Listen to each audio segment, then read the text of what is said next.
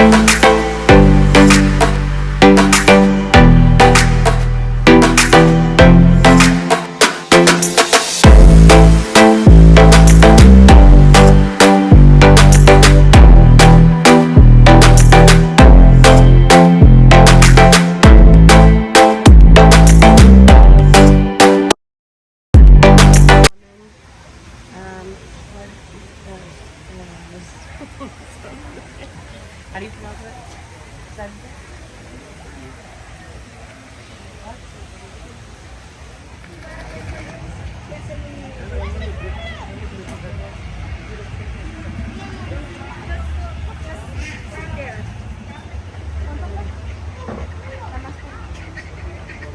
Máscara y la más barata. ¿Pero que te vean con nadie?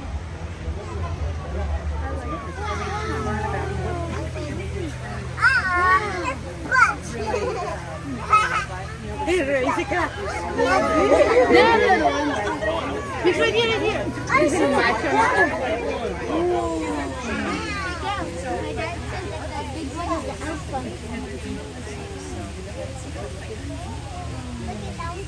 There's two. There is. The one's way bigger and hairier.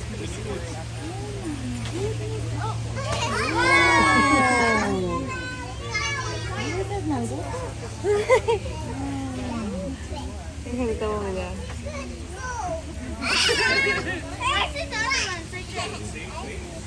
Oh, I see. Oh, that one's going back to the head. See? Don't make face. See it? There it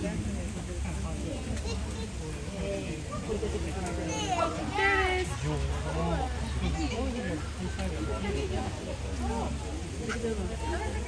See the big one?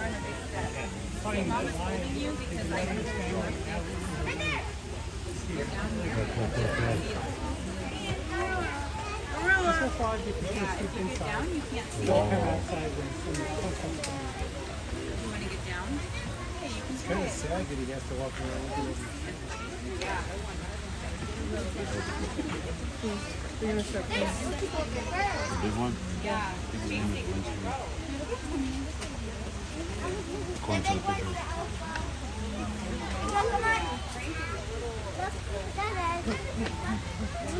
Where'd you go?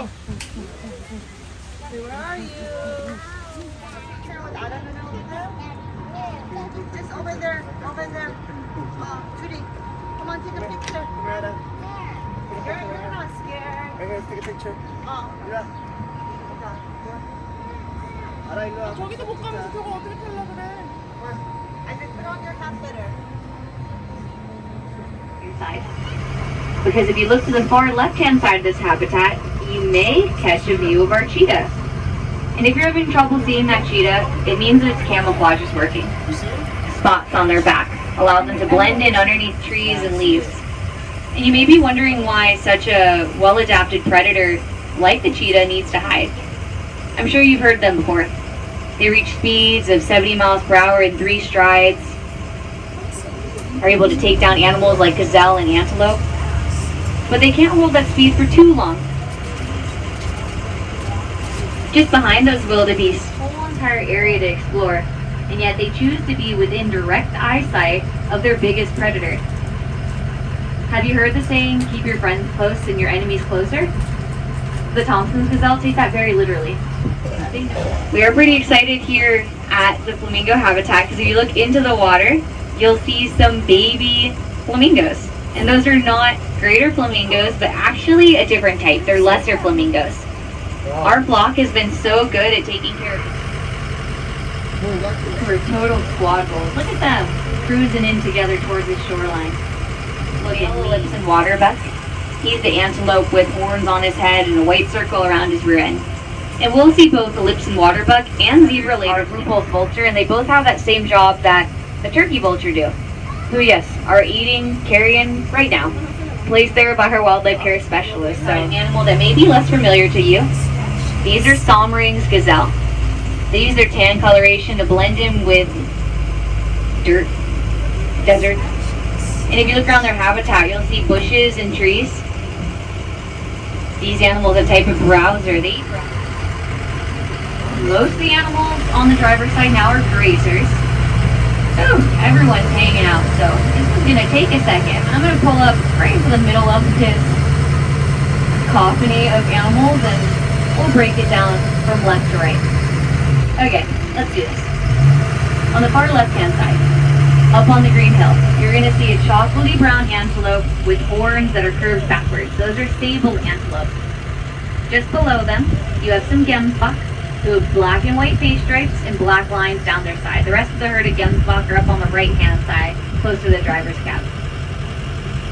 In the center of this green hill, you have an animal with a white ring around its rear end. Those are a Lipson waterbuck, and just in front of them, some Maasai drum. Now that you know all their names, we're going to do the same thing, left to right, and talk about these animals a little more in detail. Starting. That means that when an animal has black and white on their body, like the gemsbok closer to us, they're pretty tough. They've been known to fight lions. If a pride of lions is stalking a herd of Cape buffalo, the whole entire herd. They're actually called Somali wild ass. I said it.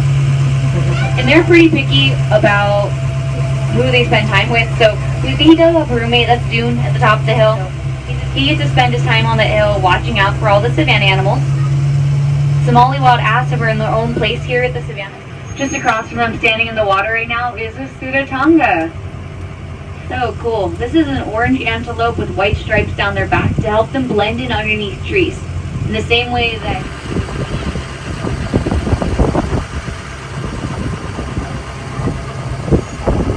a Lipson waterbuck. He's just below the fence line. It's just the tips of his horns that are poking up right now. He's trying to get a perspective of these females. He's had a lot of babies born here at the park too, so he's taken some space away from them. But yeah, a good example of sexual dimorphism in animals. Both males and females will have horns on top of their head, and those horns are pretty impressive. They stretch about 6 feet from today's spot giraffe, maybe even baby giraffe, like the one that's sitting in between all of these adults. She was born on June 6th, and when she's standing is a little over 6 feet tall now. You don't need a biology or zoology degree in order to help researchers identify these photos. Sometimes just saying, I see an animal is enough. I see an antelope.